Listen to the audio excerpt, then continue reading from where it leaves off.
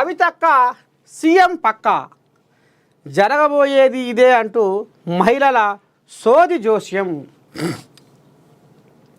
ములుగు జిల్లాల్లో భారీ కాన్వాయ్తో కవిత పర్యటన. 1,00,000 ఎకరాలు తాకట్టు పెడుతున్న రేవంత్.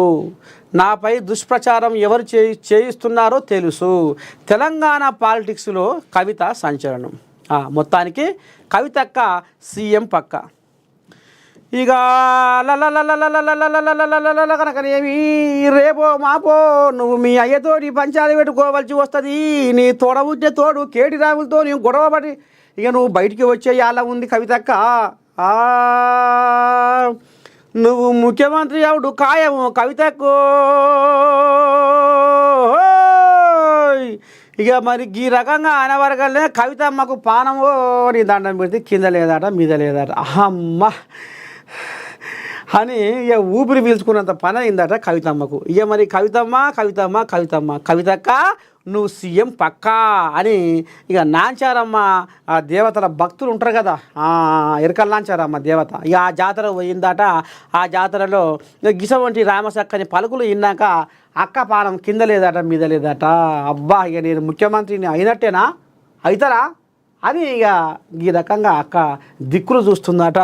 ఇగో రాబోయే కాలంలో సీఎం అవుతారంటూ బీఆర్ఎస్ ఎమ్మెల్సీ కల్వకుంట్ల కవితకు ఎరుకల నాంచారమ్మ సోది జోస్యం చెప్పడం రాష్ట్ర రాజకీయాల్లో హాట్ టాపిక్గా మారింది. ఇక మరి 200 కోట్లు కాదు, 300 కోట్లు కాదు, 400 కోట్లు కాదు, ఏకంగా 1,500 కోట్లు ఖర్చు పెట్టి వరంగల్ ఎలకతీర్తిలో రామసక్కదనంగా దండోరం మోగించే మీ అయ్యా. ఇక ఏది ఏమైనా నా కొడుక్కే పెత్తారము. రేపు నా కాలు రెక్కలు మెత్తబడుతున్నాయి. నేను ఫామ్ హౌస్కే పరిమితం అవుతట్టున్నా.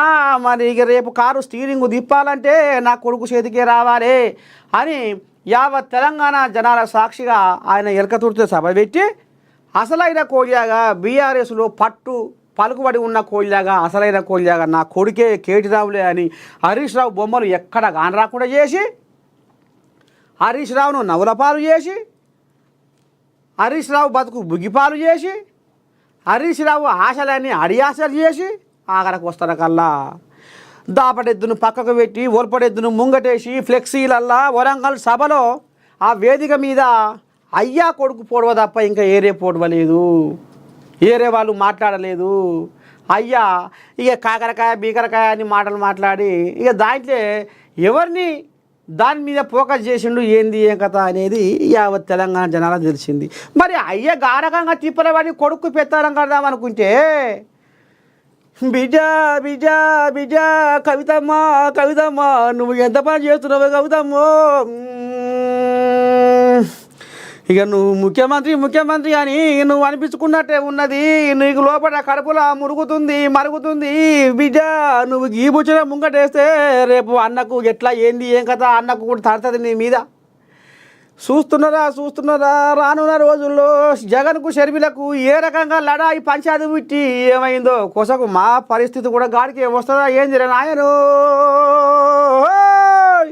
రాబోయే రోజుల్లో నేను ముఖ్యమంత్రిని అయిదామనుకుంటే మా చెల్లెనే అప్పుడే ముఖ్యమంత్రిగా ప్రకటించుకున్నది దేవుడా. ఇక నిన్నయాల ఈ ఊళ్ళే ఆ ఊళ్ళే ఈ నోట ఆ నోట ఇక ఏమని గుసగుస అంటే కేసీరావు బిడ్డ కవితమ్మ ముఖ్యమంత్రి అట, కవితక్క ముఖ్యమంత్రి పక్కా అవుతుందట అని ఈ రకంగా జనాలు ఆంబాయం వెళ్ళబోసుకునే కాడికి వచ్చింది 3 బజార్ల కాడ. ఇక రేపు ఎట్ట చేయాలి ఏం చేయాలని ఇప్పుడు ఫామ్ హౌస్లో వండుకున్న పెద్దపూలి కేసీరావు ఇక ఇప్పుడు ఈడంగా ఆడంగా తిరుగుతున్నా. నిన్న మన దెబ్బ తాకించుకొని పాపము ఇప్పటికే నారాజై తిరుగుతుండు. ఇక మరి ఇంట్లో దెబ్బ మీద దెబ్బ అన్నట్టు ఇక మరి ఈ రకంగా కవితమ్మ బాంబు వేలువనే పేల్చింది రా దేవుడు.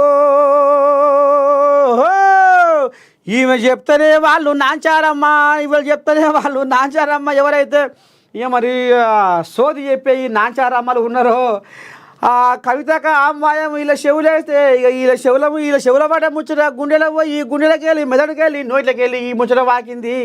చూడాలి మరి రేపు ఏమవుతుంది ఏంది ఏం కథ. మొత్తానికి కవితక్క సీఎం పక్కా అని ఇక మరి జ్యోతిష్యం అయితే చెప్పుకున్నది. మరి పైసలు ఏ పాట ఇచ్చిందో ఏం కథో కానీ జ్యోతిష్యం అయితే చెప్పుకున్నది.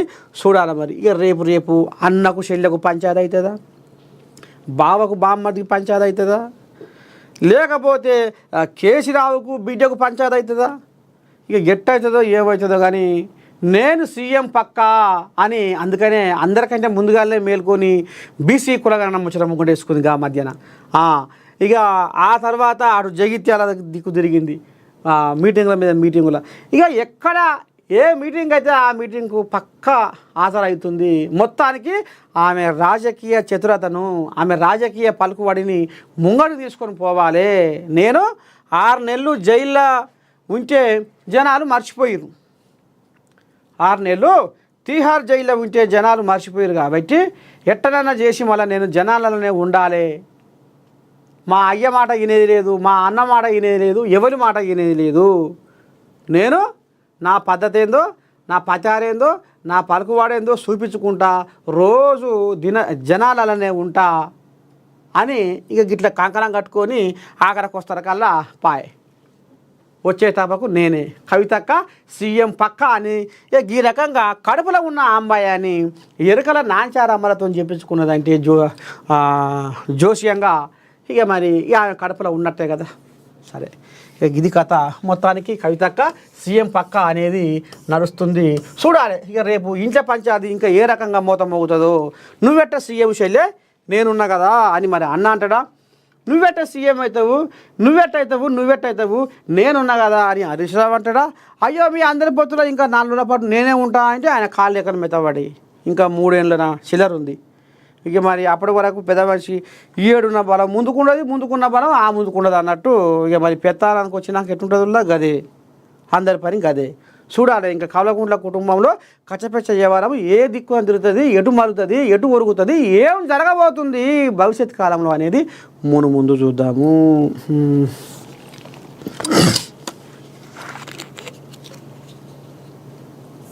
దా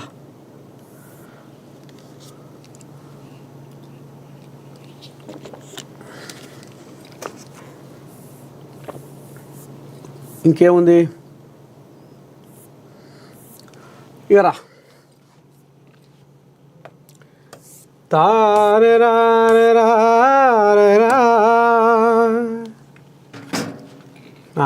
పాక్ కాళ్ళ బేరానికి వచ్చింది.